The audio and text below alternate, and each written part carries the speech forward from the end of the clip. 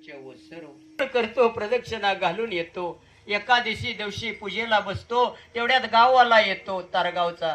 आणि पंढरपुरातल्या मठात बसून जर तारगावातल्या कोंबड्याचं ध्यान होत असलं तर तो मठात बरा का तारगावात बरा. एका एका माणसाचा फोटो मंदिरात आहे, समाज लावतो, गळ्यात माळ नाही पण त्यांचं कर्म चांगलं असतं तरी सुद्धा त्यांचे फोटो मंदिरात आहे. कर्म चोख आहे. तसं माईने आपलं कर्म चोख केलं म्हणून आज बापू जगात सर्वात श्रेष्ठ अन्नदान आहे. दादा सर्वात श्रेष्ठ. आज सारं जग अन्नदानावर तरलंय. का? माणूस लागल तेवढंच घेतो म्हणून अन्नदान श्रेष्ठ आहे.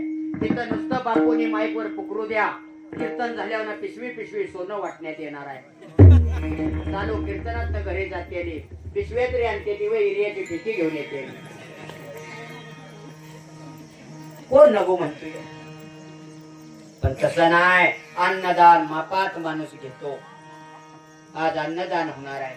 अन्नदानासारखं पुण्य नाही. धर्माला बापू 4 पाय आहेत. भागवत वाचा. सत्य, दया, दान आणि तप. कलेवात 3 पाय मोडलेत.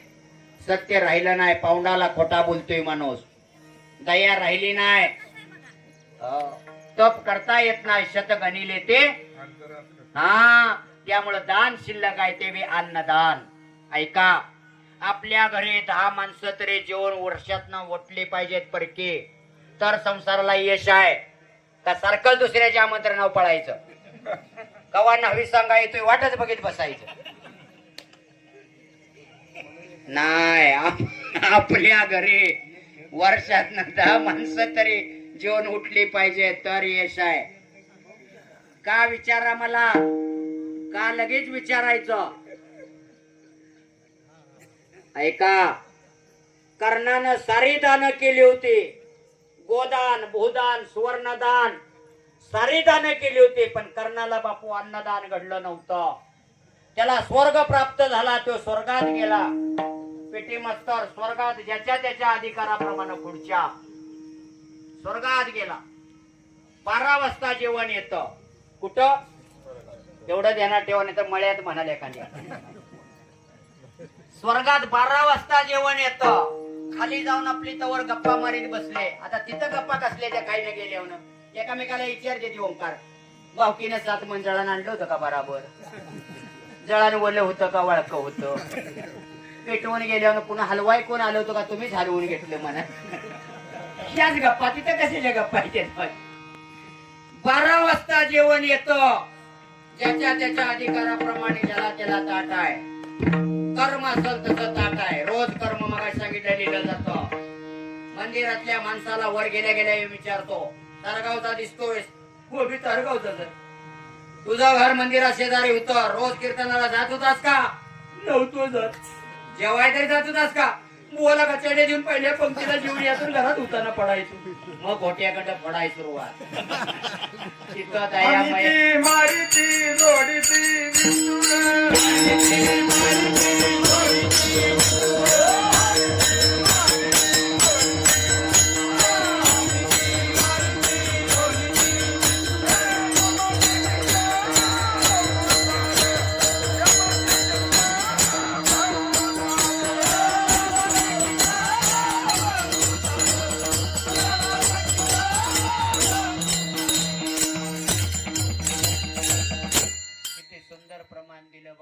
विशेष नाही. ती कर्म चुकलं की बापू हानीती, मारिती, झोडीती, निष्ठोर नाही त्या यमाशी ओंकार करुणा असा शब्द आहे.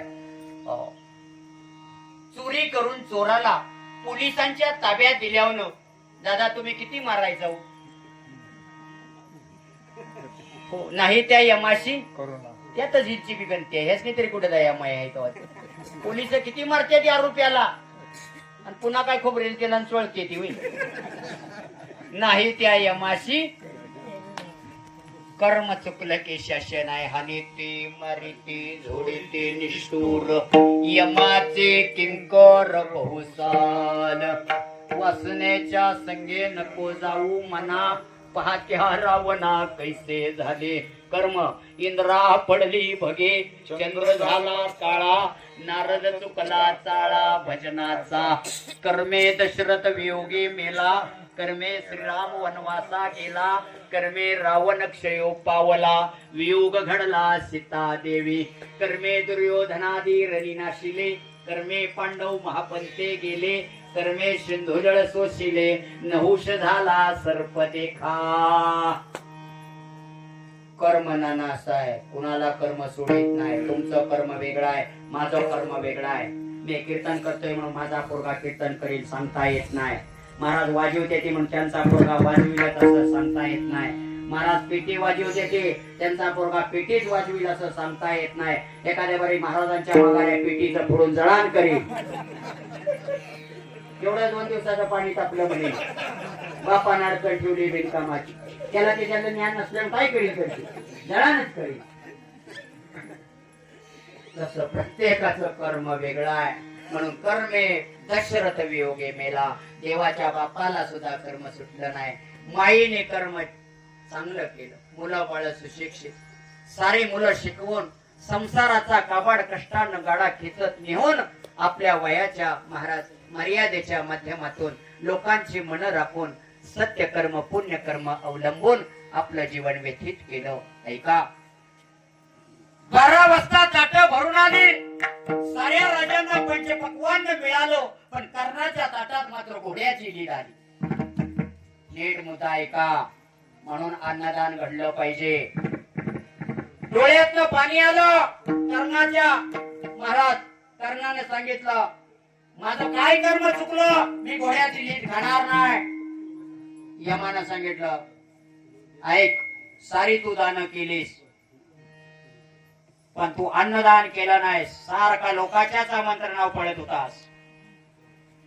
त्यामुळे तुला घोड्याची लीड खावी लागल कर्णाने सांगितलं मी लीड खाणार नाही पर्याय सांगा शरण आला जो माझा होय अनन्य शरण त्याचे निवारी जन्म मरण पाया पडला आणि सांगितलं मग यमाने सांगितलं कर्णा ह्याच्यातनं तुला मुक्त करतो 15 दिवस तू खाली जा आणि आपल्या पितृगणाला भरपूर जेवण घाल कर्ण म्हणला यमा अर्धी पेलायस का फुल पेलायस माझ्या आधी पितर वर आले की मला खाली कशाला घाली होती मग कर्णाच्या यमाच्या देण्यात चूक आली म्हणला बरोबर आहे आधी सारे पितर मी खाली घाली होतो 15 दिवस आपले पितर आपल्या वळचणीला असतात त्याला पितृपक्ष 15वडा म्हणतात रोज येथेच जेवण करायचं असेल त्याच्यातला घरावर निवड टाकायचा आणि 1 दिवस मात्र चांगला निवड करायचा 15 दिवसात नाही घडलं तर सर्व पित्री आमोशाला निवड करायचा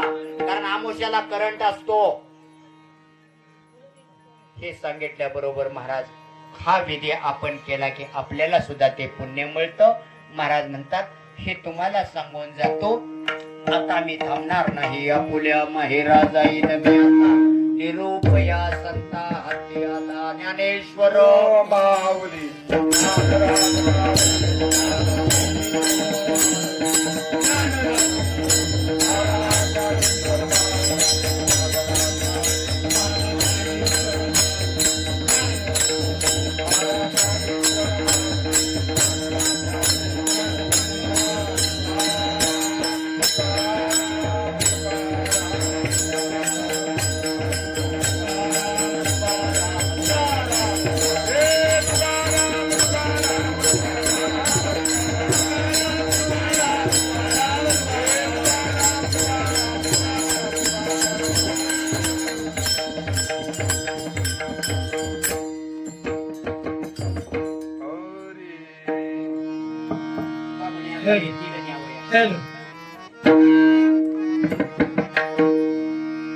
तुका म्हणे आता येतील न्यावया तुका म्हणे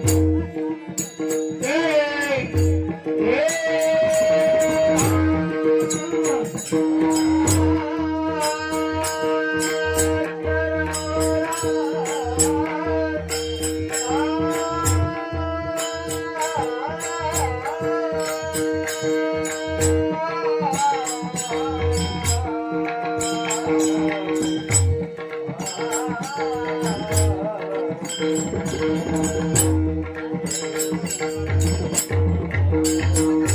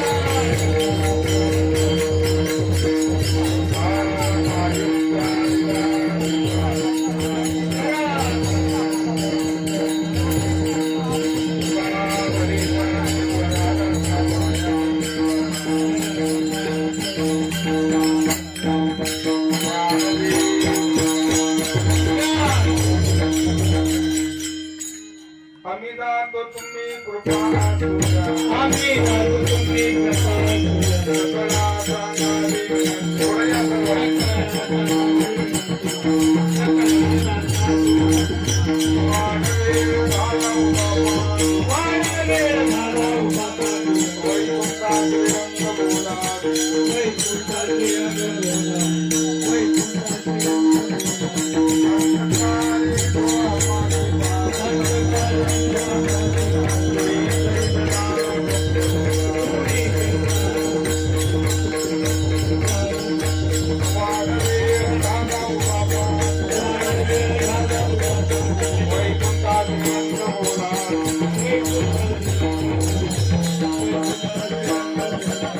सगळ्यांनी फुलं हातात घ्या, हातात टाकायची असते फुलं. कुंडली म्हटल्यानंतर कुंडली गवर्णा हरी विठ्ठल श्री ज्ञानदेव तुकाराम झाली समाधान तुमचे लेकीलेश्वर आता उतारेचे मनाई नाही नारायण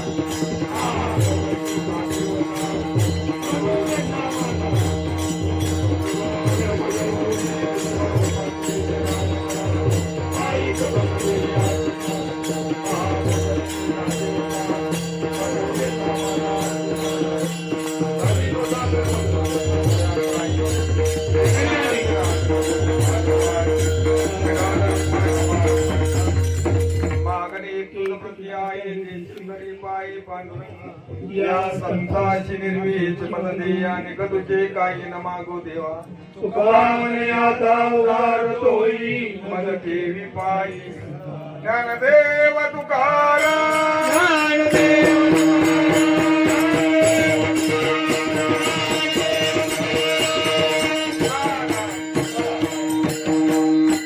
कुंडली गवर्णा हरी विठ्ठल श्री ज्ञानदेव तुकाराम